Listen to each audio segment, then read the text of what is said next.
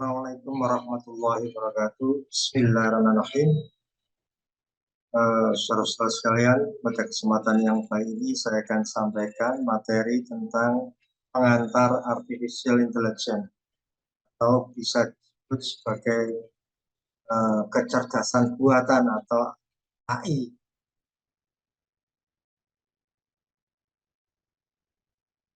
Jadi kecerdasan buatan dijelaskan oleh para pakar. Yang pertama, menurut John McAfee tahun 1996, beliau memodelkan yaitu proses-proses berpikir manusia dan mendesain mesin agar dapat menirukan perilaku manusia. Jadi bagaimana merancang sebuah mesin yang dapat menirukan perilaku manusia menurut John. Sedangkan menurut Simon ya tahun 87, kecerdasan buatannya, aplikasi dan instruksi yang terkait dengan pemrograman komputer untuk melakukan suatu hal yang dalam pandangan manusia adalah cerdas. Artinya apa? Merancang sebuah sistem menggunakan bahasa pemrograman komputer yang dianggap orang itu cerdas. Nah, ini tahun 91 juga demikian oleh Rich. Ya, jadi kecerdasan buatan itu merupakan sebuah studi tentang bagaimana membuat komputer. Jadi bagaimana membuat komputer melakukan yang dapat dilakukan lebih baik oleh manusia. Jadi perlu contohnya sekarang ya, bagaimana merancang sebuah motherboard komputer menggunakan robot, nggak mungkin menggunakan tenaga manusia. Kemudian merakit mobil ya, termasuk itu. Jadi, bagaimana sebuah sistem model mesin yang dapat melakukan melebihi nggak mungkin dilakukan manusia. Artinya manusia tidak bisa melakukan, mesin dapat melakukan. Ini menurut. Kemudian berkembang menurut Encyclopedia Britannica, jadi kecerdasan buatan merupakan cabang dari ilmu komputer, sudah mengarah pada ilmu yang dapat merepresentasikan pengetahuan lebih banyak menggunakan bentuk simbol, jadi simbol-simbol daripada bilangan. Jadi sudah menggunakan simbol di dalam merancang sebuah kecerdasan. Sebagai contoh, banyak metode-metode yang digunakan untuk memecahkan masalah-masalah tentang masalah kecerdasan, yaitu memproses informasi berdasarkan metode heuristik atau dengan berdasarkan sejumlah aturan. Ya. Banyak aturan, forward chaining, scaling faktor, backward chaining, forward chaining, dan sebagainya. Salah satu metode ini atau teori ini digunakan dalam memecahkan masalah kecerdasan atau salah satunya adalah sempakan. Nah, berdasarkan macamnya banyak sekali, tetapi beberapa saja yang saya sampaikan antara lain adalah jaringan saraf tiruan. Di jaringan saraf tiruan, kemudian yang kedua adalah sistem pakar atau sistem berbasis pengetahuan, ada pemrosesan bahasa alami, ada robotika, ada pengenalan pola atau pengenalan suara, computer vision, dan sebagainya. Jadi intinya bagaimana robotika ini semakin cerdas yang di dalamnya itu ada teori jaringan, ada pakarnya, ada bahasa alami yang bisa diucapkan, dikomunikasikan, ada pola yang bisa untuk komunikasi, ada mendeteksi sebuah gambar dan sebagainya. Menurut sejarah AI atau kecerdasan ini oleh Alan Turing ya tahun 1950 ya, merupakan ilmuwan dari Inggris yang pertama kali mengusulkan adanya tes Turing ya, untuk melihat bisa tidaknya sebuah mesin dikatakan cerdas. Jadi Turing ini beranggapan bahwa jika mesin dapat membuat seorang percaya bahwa dirinya mampu berkomunikasi dengan orang lain, maka dapat dikatakan bahwa mesin tersebut cerdas ya. Bagaimana layaknya manusia. Jadi Nah, dalam teori-teori itu banyak sekali ya, ada namanya apa namanya tes Turing, ada mesin Turing dan sebagainya. Ini adalah bapak kecerdasan yang pertama kali menggagas tentang kecerdasan, bagaimana merancang seperti layaknya manusia. Yang pertama jaringan saraf tiruan. Biasa contohnya aja lah langsung, yaitu bagaimana menguraikan rangkaian DNA seorang. Nah, ini sebuah metode di mana metode itu memecahkan masalah DNA. Ini adalah rangkaian-rangkaian apa namanya, di mana apa namanya outputnya berupa indikator, ya, indikator berupa DNA seorang. Nah, kemudian ada tadi yang kedua adalah sistem berbasis pengetahuan atau sepakat. Masalahnya apa, lalu basis pengetahuan tentang apa, kemudian ada mesin inference termasuk di dalamnya adalah bahasa pemrograman, kemudian menjawab apa yang menjadi masalah-masalah yang diatasi oleh manusia yang sulit didapatkan. Nah, kita akan mencoba lebih detail di sistem pakar karena memang sekarang ini trennya memang di pakar. Karena pakar ini kan identik dengan manusia. Bagaimana manusia masuk unik yang sulit didapatkan, dan perlu dirancang sebuah sistem yang berbasis pengetahuan atau pengetahuan unik yang didapat dari masyarakat. Jadi yaitu kalau kita definisikan adalah sebuah program komputer yang dirancang, ya, sebuah komputer atau program komputer uh, dirancang untuk memodelkan kemampuan atau menyelesaikan masalah seperti layaknya seorang pakar, yaitu dari seorang yang memiliki pakar tertentu. Nah, dalam pakar, menurut teori itu dijelaskan ada 4 bagian utama dari pakar. Ada user interface, ada knowledge base, ada interface engine, ada development engine. Nah, ini modelnya. Jadi model bakar ada di sini, ada pemakai, yaitu ada pemakai melihat user interface, ada interface engine yang apa yang mengenerate antara banyak banyak engine, ya, kemudian uh, connect atau apa namanya mengolah jadi integrasi dengan knowledge base-nya, maka menghasilkan sebuah problem apa, tentang apa, sehingga masyarakat bisa melihat lewat layar bahwa masalah apa yang dihadapi, menanyakan di dalam sistem komputer itu, sehingga bisa jawab masalah apa. Nah, ada tadi user interface itu apa, ya? Ya, user interface adalah tampilannya, tampilan dari persoalan yang dihadapi oleh orang yang menginginkan solusi-solusi apa ini, ya. Dalamnya tentu saja ada pertanyaan, kemudian ada jawaban dan sebagainya. Nah, dan knowledge base, bagian dari pakar yang tentang pengetahuan atau basis pengetahuannya di sini ada aturan, ada jaringan aturan dan sebagainya ini. Sedangkan metodenya, ya, metodenya ini ada beberapa metode, ya. Ada ini gambaran ini chaining, ada bed chaining dan sebagainya. Ini ada bukti, ya, penalaran maju, ada bukti-bukti, bukti pertama, bukti kedua, bukti ketiga, dan sebagainya, menghasilkan sebuah kesimpulan. Ini adalah metode yang digunakan dalam menyelesaikan masalah tentang kebakaran. Ada event engine, ya, kajian bakar melakukan penalaran dengan menggunakan visual base berdasarkan urutan tertentu, gitu. Kemudian, ya, dia ada penalaran maju, ada penalaran mundur dan sebagainya ini. Nah, langsung menggunakan sarannya, ya, menggunakan bahasa pemrograman pitch atau prolog. Jadi ada pertanyaan-pertanyaan, ada jawaban sebagainya, itu mengarah ke sana. Seperti halnya kalau ilmu kedokteran kan, misalkan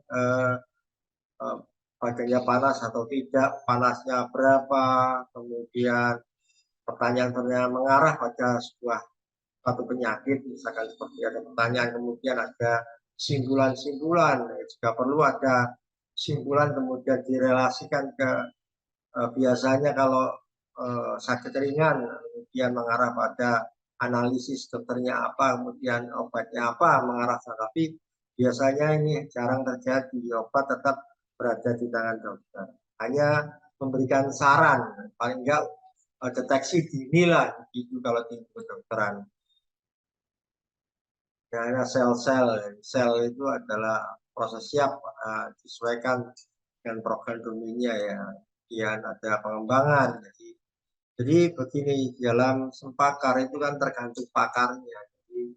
Eh, di sempakar ini tentu apa namanya selalu update ya, selalu update bahwa ketika menemukan atau membaca atau semakin ilmunya pertama, maka perlu sepakat diupdate dalam rangka untuk ya menambah pengetahuan dari pakar itu, sehingga ada fasilitas dari nulis base untuk mengedit, atau nulis base-nya diedit atau ditambahkan pengetahuan baru.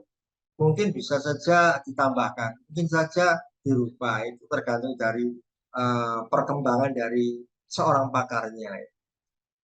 Nah, keuntungan. Jadi keuntungan dari sempakar itu adalah yang pertama dan mempertimbangkan lebih banyak alternatif ya, menerapkan logika yang lebih tinggi, yang lebih banyak waktu mengevaluasi hasil keputusan. Jadi putusannya bisa segera ya. Contohnya mendeteksi dini sehingga antisipasi gitu ya. Seorang yang misalkan kemungkinan kena penyakit apa maka bisa deteksi dini ya. Sedangkan keuntungan sempakar ya bagi perusahaan ya kinerja perusahaan lebih baik ya, mempertahankan pengendalian atas pengetahuan perusahaan dan sebagainya. Kan tentang keuangan, tentang perkembangan perusahaannya, atau tentang ada misalkan di perusahaan itu ada mesin yang sulit mencari pakar untuk troubleshootingnya, maka perlu ada sistem untuk membantu misalkan tentang kelemahan ya, karena sempakar itu selalu update, maka harus dipelihara terus ya, hal ya membutuhkan tim gitu ya, di pakarnya termasuk pengembang sistemnya gitu, masuk ya tim-timnya gitu ya. Kemudian yang kedua sulit dikembangkan karena terkait dengan kesediaan pakar. Di pakar terus, nah, pakar ini harus dicari terus, diupdate terus, kalau enggak ya namanya bisa terjadi trouble, apalagi terkait dengan industri yang sedang berkembang, mesin yang berkembang dan sebagainya. Nah, yang terakhir yang pakar itu tidak 100% benar karena tergantung pakarnya. Jadi ada namanya manusia tempatnya apa namanya alfa dan sebagainya, maka diminimasi supaya paling tidak bisa lebih persentase yang lebih besar dan terus berkembang. Nah, kemudian ada namanya bahasa alamiah, ya, software pengenalan tulisan dan grafik untuk media Apple, Newton, Sony. Ini contohnya ya, contoh baca tulisan tangan grafik ya, sebagai contoh ini. Dan contoh pengenalan tulisan secara otomatis. Kemudian aplikasi dari kecerdasan buatan ya secara komersil ya, ya seperti yang mungkin kita amati dalam masyarakat ini, banyak media massa tentang jelaskan tentang bagaimana sepakat, dan sekarang ini mesti tidak lepas dari namanya sistem cerdas, apapun ininya harus. Nah, sebagai contoh misalkan di perusahaan-perusahaan sekarang ini memang mengarah pada sistem cerdas, bagaimana mengefisiensikan dari sumber daya termasuk sumber daya manusia, uh, yang sumber daya manusia itu yang apa yang menurut saya unik, yang sulit diatur, ya, kemudian digantikan oleh robot. Bahkan tren di sana, dalam rangka apa? Memecahkan masalah bisnis mereka. Kayak contoh di Timur Tengah itu untuk menghadapi apa namanya keamanan, ya, maka raja di mana itu di negara Timur Tengah sana itu ada nyewa atau minta pada negara pembuat robot untuk dibuat sebuah algojo atau apa ya, eh, sebuah sistem keamanan dengan robot, pengawal itu, pengawal pribadi menggunakan robot. Nah, ya, robot ini di dalamnya itu banyak ilmu atau banyak jenis-jenis robotika, termasuk bahasa alamiah, computer vision, intelligent computer ID instruction, ya, termasuk kepakaran seorang robot. Robot. Jadi dalam robot itu ada apa namanya pengenalan ucapan. Jadi manusia dapat komunikasi dengan komputer, maka robot ini bisa bicara dan bisa jawab apa yang ditanyakan. Tentu hanya tertentu, ya.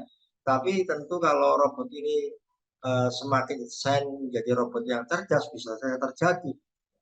Termasuk computer vision di dalam robotika itu ada mendeteksi objek-objek yang bisa ditangkap oleh kamera. Jadi robot ini ada kamera, banyak kamera yang dapat menangkap, ya, dapat menangkap suara, termasuk gambar dan sebagainya, sehingga robot ini semakin. Nah, ini tetapi di dalam masyarakat kita sudah tahu ada ucapan sifatnya hanya apa namanya per kecerdasan gitu, ya. Tapi kalau robotika itu integrasi tentu saja, karena harus begitu. Seperti layak manusia, manusia itu kan semakin lama semakin cerdas, sehingga bagaimana merancang sebuah robotika yang bisa mengenal ucapan dan bisa menerima dan bisa komunikasi dengan lawan bicaranya, termasuk membaca gambar, kemudian apa yang dilakukan dan seterusnya itu kan. Orang Algojo itu kan tahu ini bahaya atau tidak, maka bisa menangkap objek. Termasuk intelligent computer aided instruction, kan sebuah robot yang bisa mengajar, termasuk aplikasi di sekarang berbasis komputer itu sudah banyak sekali robot, masuk game, playing, kebakaran dan sebagainya. Ini kan apa namanya yang berlaku di masyarakat. Nah, yang terakhir ini, jadi sistem, ya, sebuah sistem yang menggantikan, kan menggantikan manusianya, ya, menggantikan kepakarannya, otaknya, itu sekarang dibutuhkan. Bahkan lebih dari itu, seperti contohnya ke depan ini bagaimana perancang sebuah intelijen agen. Kalau intelijen agen, jadi sebuah agen yang intelijen memata-matai, ya, software eksperimental AI, desain untuk menyelidiki melalui banyak informasi. Oke, contohnya sekarang ini kan WhatsApp itu bisa kita merancang sebuah sistem yang menangkap komunikasi informasi media sosial, misalkan topik-topik, misalkan topik isu tertentu, topik tentang apa itu bisa dikolek atau dikumpulkan, kemudian bisa disimpulkan negatif dan positifnya apa. Nah, ini menarik, ya, teman-teman informatika ini yang bisa merancang sebuah sistem yang bisa menjadi agen intelijen, gitu, ya, di memata-matai atau mengkolek pembicaraan orang yang ada di media sosial. Nah, ini banyak sekali sekarang tesis skripsi mahasiswa yang mengarah ke sana. Kalau itu bagus, maka bisa saja bisa saja untuk kepentingan ekonomi, sosial, tahanan dan keamanan ya, bisa saja di sistem-sistem interagen ya. Software eksperimental untuk AI berbasis Android misalkan, berbasis media sosial ya. Yang terakhir artificial life, jadi bagian dari penelitian ya, AI yang mempelajari kontrol adaptasi serangga dan mereproduksi ya, mereka dalam bentuk robot. Ya, robot-robot digunakan untuk meneliti ya, hanya sudah mengarah ke sana. Jadi sudah tidak manusia yang terjun tapi robot-robot ya. Robot ini sudah dicerdas ya.